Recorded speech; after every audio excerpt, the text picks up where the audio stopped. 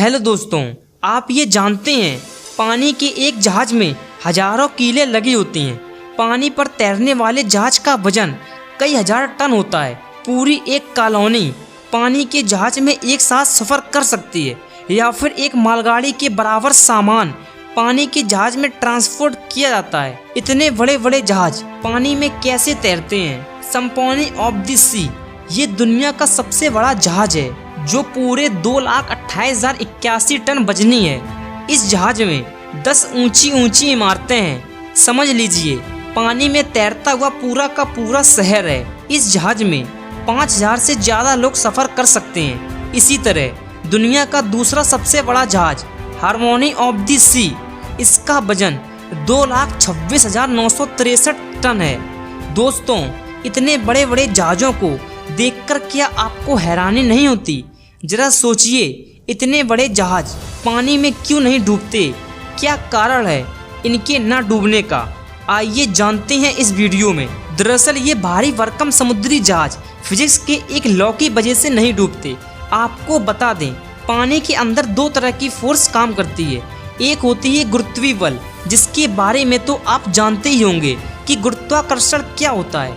इसी की वजह से धरती में मौजूद इंसान और सभी चीज़ें धरती से जुड़ी रहती हैं। बिल्कुल इसी तरह की फोर्स पानी में भी काम करती है, लेकिन पानी में एक दूसरे प्रकार की फोर्स भी होती है, जिसे बाउंड फोर्स कहा जाता है।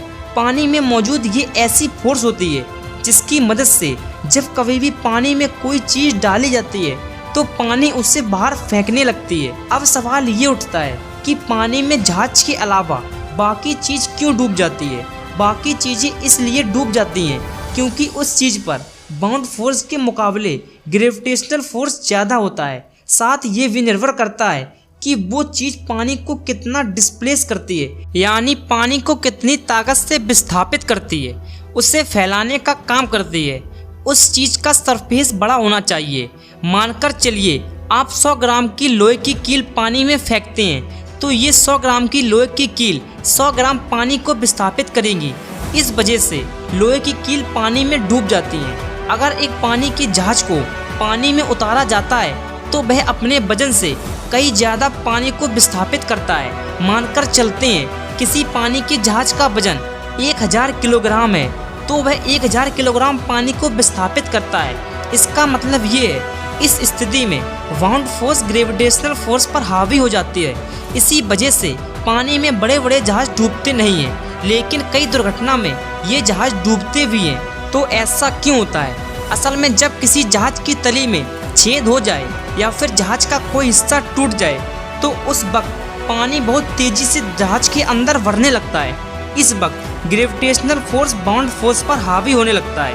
पानी को विस्थापित करने की ताकत एक जहाज खो देता है। इसी वजह से ये जहाज डूबने लगते हैं। क्या आपने कभी सोचा है पानी में तैरते हुए ये बड़े बड़े जहाज आखिर अपना ब्रेक कैसे लगाते हैं? कैसे इन्हें बहते पानी में रोका जाता है? आपको जानकर हैरानी होगी, किसी भी पानी के जहाज में ब्रेक नहीं होता। जी हाँ, इसमें कोई ब्रेक नहीं होता, बल्कि इस जहाज को रोकने के लिए अलग अलग तरीकों का इस्तेमाल किया जाता है। सबसे पहले तो ये जान लीजिए, कोई भी पानी का जहाज तुरंत नहीं रुकता। जब कभी भी उसे रोकने की कोशिश की जाती है तो कई किलोमीटर आगे जाकर रुकता है। इसी वजह से इसमें रडार टेक्नोलॉजी का इस्तेमाल करना पड़ता है ताकि ये पता लगाया जा सके आगे कोई जहाज मौजूद तो नहीं है। जहाज को रोकने के लिए इनके नीचे लगे बड़े बड़े पंखे बहुत काम आते हैं। ये ऐसे पंखे होते हैं जिनकी पंखुड़ियों के एंगल को बदला जाता है। इस बात को समझने के लिए आप पहले ये समझिए कि पुराने समय में जहाज को रोकने के लिए पहले पंखों को बंद करना पड़ता था, उसके बाद उस पंखे को उल्टी दिशा में घुमाया जाता था। इसी वजह से जो जहाज आगे की ओर बढ़ रहा था वो पीछे की तरफ जहाज को धकेलने लगता। इसके बाद जैसे ही जहाज रुक जाता था तो पंखे को बंद कर दिया जाता, नहीं तो फिर रिवर्स पोजीशन में जाने लगता था, क्योंकि इनमें ऐसे पंखे होते थे जिसमें एंगल को बदला नहीं जाता था। लेकिन इसके बाद कंट्रोलेबल पिच फैन का निर्माण हुआ। इसमें पंखे को रोकने की ज़रूरत नहीं पड़ती थी। धीरे धीरे उनकी पंखुड़ियों के एंगल को चेंज किया जाता, जिसकी मदद से जो शिप को आगे की तरफ धकेल रहा था अब पीछे की तरफ धकेलने लगता और जहाज रुक जाता, लेकिन इस काम को काफ़ी धीरे धीरे किया जाता है। अगर अचानक किया जाता तो शिप के इंजन पर काफ़ी ज़्यादा लोड पड़ सकता है, लेकिन कई बार इमरजेंसी में तुरंत इसके एंगल को चेंज किया जाता है। इसी तरह जहाज को रोकने का दूसरा तरीका एंकर। आपने लोहे के ये नुकीले दांत कई बार देखे होंगे। इसका एक सिरा पानी के जहाज से जुड़ा होता है। जब कभी भी किसी बड़े जहाज को रोकना होता है तो इसे सीधा समुद्र में फेंक दिया जाता। उसके बाद ये एंकर समुद्र के तल में जाकर मिट्टी में फंस जाता है और बड़े से बड़े पानी के जहाज को रोक सकता है।